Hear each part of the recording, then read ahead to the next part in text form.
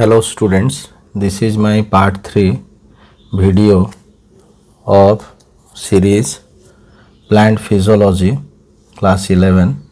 So today we will discuss the important phenomenon or that is water potential.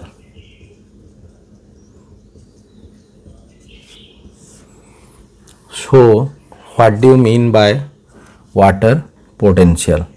So water potential, this is water and this is the energy. So we can tell the energy of water. So water potential can be defined as the chemical potential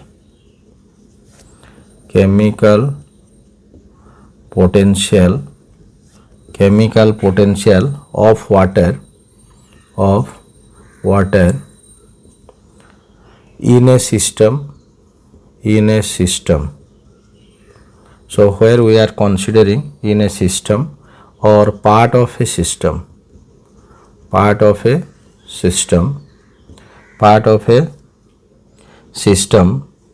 and expressed in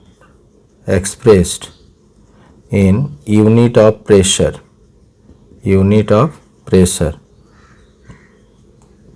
That means we can measure in the unit of pressure, and it should be always compared with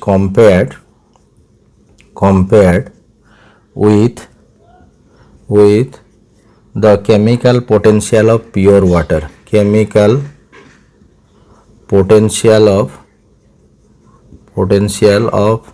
Pure water. So pure water, or we can tell 100% water, no solute is there, what we call the distilled water, like that. So when we do compare the water potential in a system or part of a system, so here we will see this water potential is denoted by psi W. This is called psi W, and this psi W has very important role in living system, because this water is the universal solvent for the living system. So we can measure this water potential in the unit of pressure. So we can write some units. 1 megapascal or MPa is equal to 10 bars, and 1 bar is equal to 0.987 atm. Atmospheric pressure is equal to 10 to the power 5 pascals, and 1 pascal is equal to 1 newton per meter square. So this is the unit by which we can measure the water potential. So this water potential, which is always compared to a system, and in that case what happens, the water potential of pure water is arbitrarily taken as 0. So if the distilled water or the pure water where there is no solute at all is fixed as 0, then when we do find the water potential in different source like pond water, river water and your sea water, what happens, we will must get it in negative. So psi W will be found to be in negative.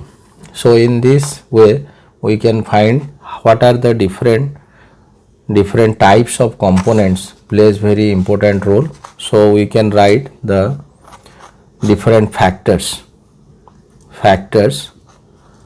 of water potential. First one is concentration, or we can write the solute presence. Second thing is the pressure, and third is the gravity. So we can write the component of water potential, that is psi W is equal to psi s plus psi p plus psi g.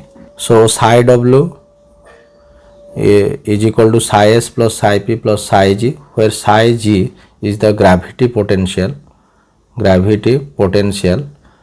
We know that when we go up 145 or 140 meters high, there is significant change in pressure, so it is considered to be affect the that is pressure as well as the water potential. So when it is found, it is negligible, so it can be neglected.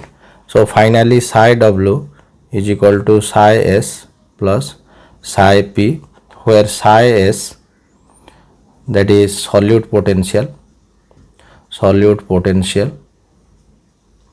and psi p is pressure potential.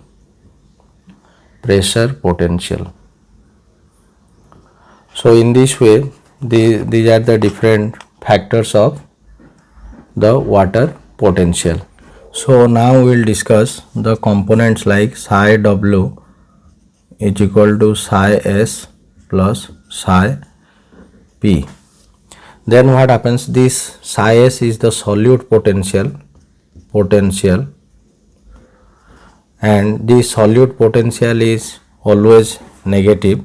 You know that when the water potential was there and when addition of solute into it, so suppose this is the solution is there, you add some solute here, then what happens, previously the amount of water potential and later on the amount of water potential has significant change or difference. So the difference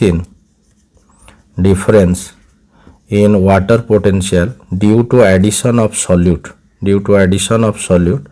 and this difference which brings about the solute potential, so that amount is the solute potential. And then what is pressure potential? Suppose a cell is there and here endoosmosis is taking place, that means more water is entering into it and it exerts pressure. So in this situation the pressure potential is positive.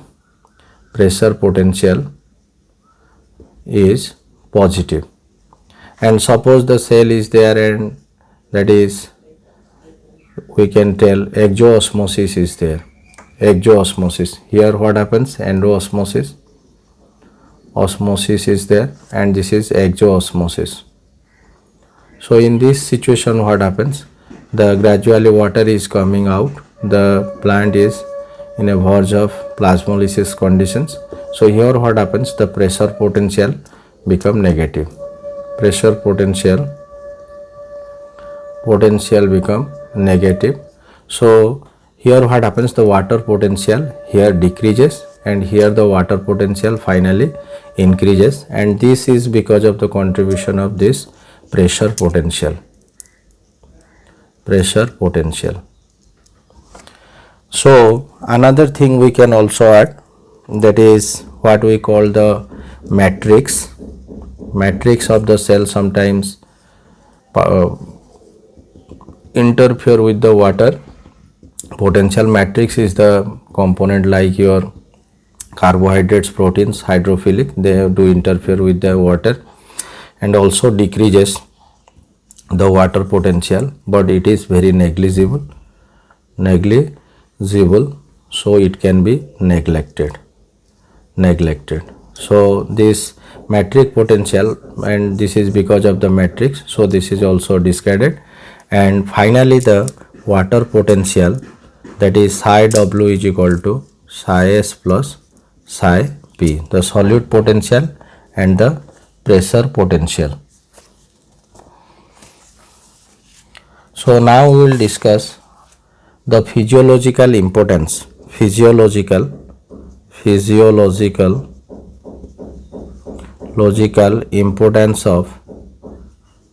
importance of particularly water potential. So what is the physiological importance? First we can find that is all living cells has negative value of water potential, all cells, because large amount of solutes are there. And osmosis can be defined as, osmosis we can define as the movement of water from higher water potential psi W to that of your lower water potential. So higher water potential means more water less solute, and lower water potential means more solute and less water. So osmosis can be defined in terms of water potential. And here what happens, for the movement of water there is no need of any membrane, So simple we can tell, from a wet cloth the water moves to the atmosphere, so there is no need of any membrane. Then from cell to cell, due to difference in or gradient in water potential, that is water potential, the water will move from higher water potential to lower water potential. And then so finally the turgor pressure is developed in a cell because of the endoosmosis and due to increase in water, and finally the turgor pressure developed, where the water potential increases gradually. So these are the different physiological importance of water potential to the living systems. So this is all about water potential.